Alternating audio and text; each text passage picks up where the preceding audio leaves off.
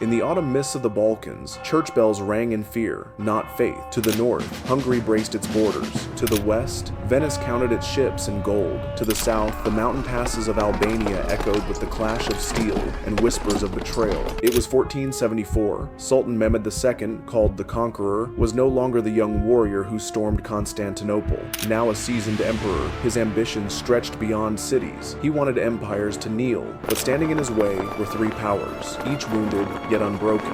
Hungary, under the Lion of the North, Matthias Corvinus; Venice, the rich but weary queen of the Adriatic; and Albania, haunted by the ghost of its hero, Skanderbeg. This is the story of one of Mehmed II's fiercest campaigns. Not just a war of swords, but of strategies, shifting alliances, and a ruthless drive for dominance. This is the Grand Turk's Wrath. 1470s, the Ottoman Empire stood at the height of its might. Constantinople, the once proud capital of Byzantium, had been Ottoman for 2 decades. Mehmed had pushed east into Anatolia, defeating rivals and uniting the Turkish beyliks. But to the west, the Sultan's gaze turned toward unfinished business. The Balkans, where Christian resistance still simmered. Hungary, ever defiant. Venice, ever manipulative. Albania, ever rebellious. These were not enemies to be crushed in a single campaign. They were thorns that bled slowly. In 1474, Mehmed prepared for a decisive strike northward. The target, Moldavia, a vassal of Hungary. But this was more than a frontier raid, it was a test of resolve. He wanted to draw out Matthias Corvinus, the brilliant king of Hungary. Corvinus had transformed Hungary into a military powerhouse. He commanded the Black Army, a rare professional standing force in Europe, feared for its discipline and modern tactics. But Mehmed believed he could outmaneuver him. But the campaign faltered. Harsh winters and stretched supply lines slowed the Ottomans, and worse, Matthias had foreseen the move. He did not take the bait. Instead, he bided his time,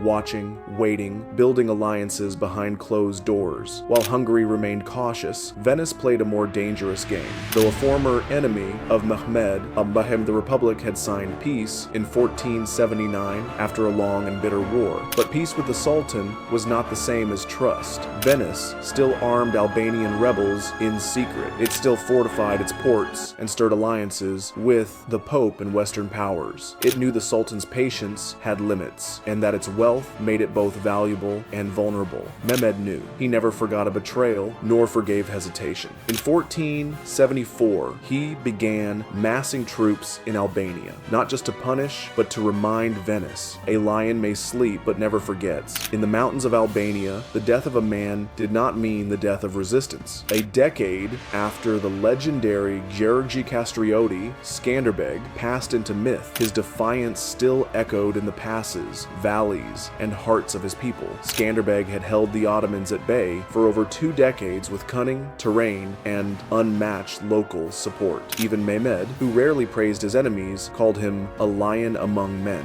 But in 1468, that lion fell to fever. Albania's fire, however, did not die with him.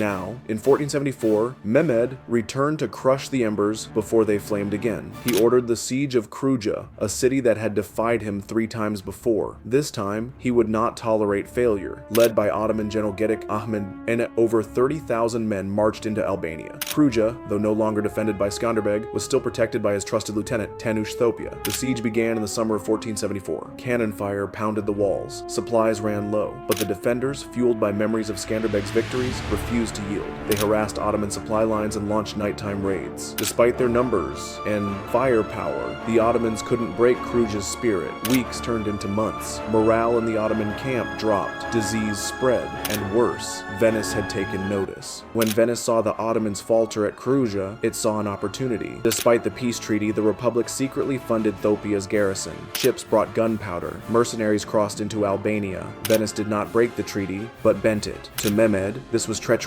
masked as trade. He issued orders. If Kruja fell, no mercy. If Venice continued its schemes, war would be rekindled. But Kruja did not fall. In late autumn, Gedik Ahmed Pasha lifted the siege and withdrew.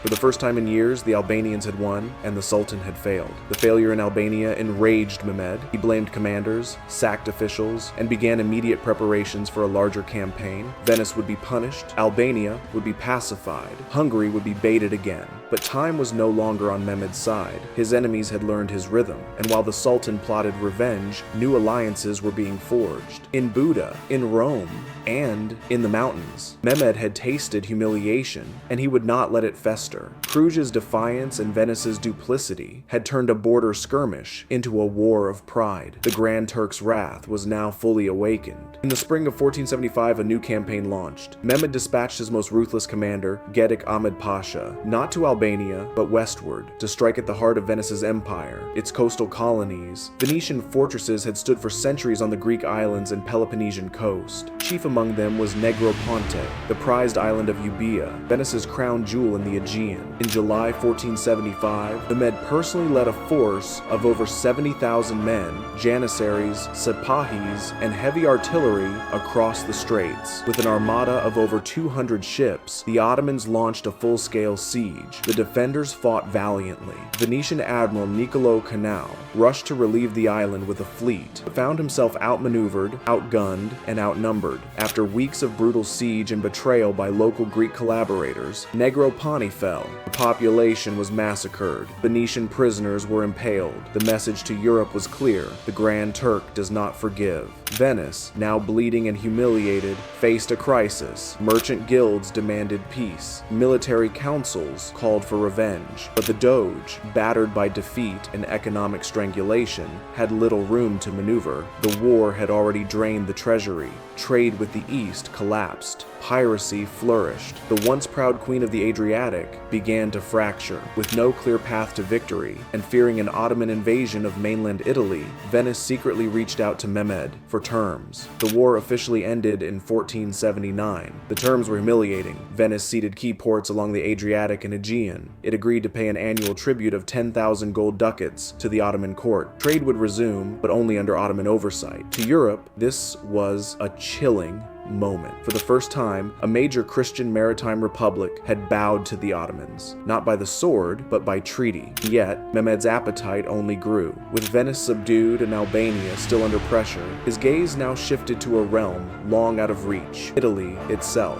Mehmed II had conquered Constantinople, crushed the Balkans, humbled Venice, and yet he was not satisfied. In his court, maps of the world were redrawn, and on those maps, one city stood out above all: Rome. To the Grand Turk, Rome was not merely a symbol of Christian power, it was the heir to Caesar's empire, the last puzzle piece in Mehmed's vision of universal dominion. In 1480, the dream moved from parchment to battlefield. A massive expedition was ordered to seize southern Italy and open the gates to the Eternal City. The target was Otranto, a fortified coastal town on the heel of Italy, a quiet port, until the morning of July 28, 1480. Gedik Ahmed Pasha led over 90 ships and 18,000 elite troops. The defenders, no more than 400, held the castle and town walls for a few desperate days. But by August 11th, the Turks broke through. What followed was a calculated massacre. The archbishop was hacked to pieces on the altar. Over 800 citizens were rounded up and given a choice: convert or die. They refused. They were beheaded on the hill of Minerva. Their bones, preserved today in Otranto Cathedral, became a rallying cry for all of Christendom. Panic swept across Italy. From Naples to Rome, fear gripped the cities. Priests preached the end times. Nobles raised militias. Even Pope Sixtus IV called for a new crusade, but Europe was fractured. France was at war with Burgundy. Hungary feared another Ottoman thrust through the Balkans. And Spain, still mired in the Reconquista, offered only words. Mehmed's gamble had worked. Italy was exposed. The walls of Christendom were cracking.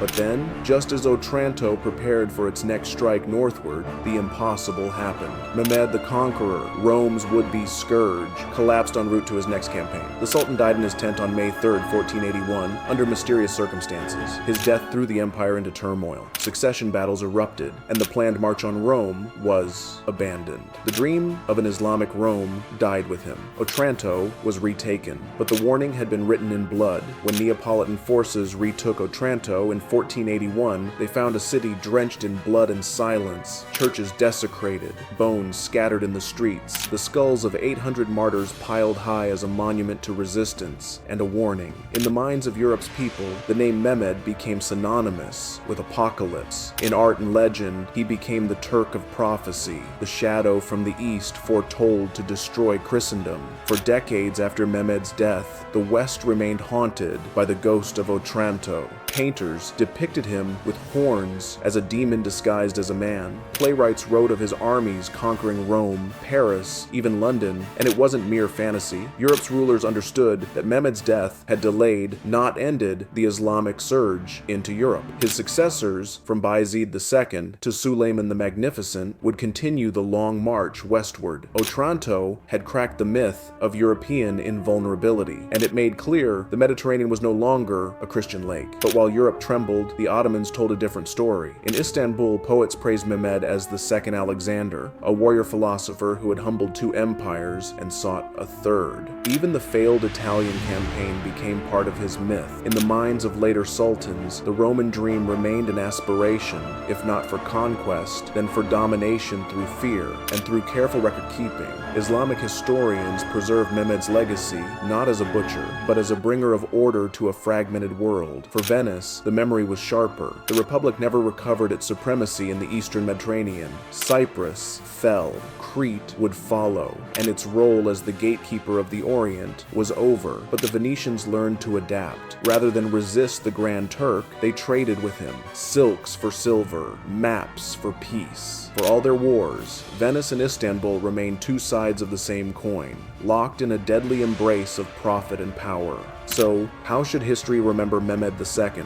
As a tyrant who slaughtered innocents, a visionary who reshaped an empire, or a flawed man, driven by ambition and prophecy to the edge of apocalypse? What is undeniable is this: Mehmed's fury shattered the medieval world. He redrew borders, redefined empires, and exposed the vulnerabilities of a continent that believed itself invincible. And though his armies never reached Rome, the terror they inspired would echo for centuries in cathedrals, castles, and stories whispered by firelight. Thank you for watching this cinematic documentary from Kings and Generals. If you enjoyed this journey through the rise of Mehmed the Conqueror and the invasion of Otranto, please like, subscribe, and turn on notifications. And tell us in the comments, do you think Mehmed would have conquered Rome had he lived? What would a world ruled from Istanbul and Rome look like?